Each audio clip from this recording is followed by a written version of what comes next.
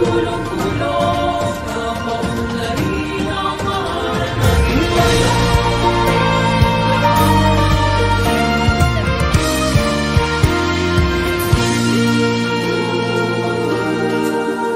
Panahon na ng pagbabago, dahil sa ito ay kinakailangan tayo na magtulong-tulong na paunlarin ang mahal nating bayan.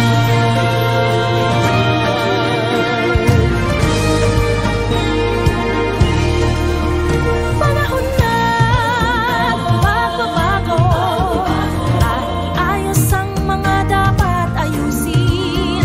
Dapat lang maging tungkulin ng bawat mamamayan dito sa atin. Ng pagbabago patungo sa pag-asenso, magsikap ng mabuti at nang guminhawa tayo. Malaki natin sa mundo at ipamalas ang bagong Pilipino at bagong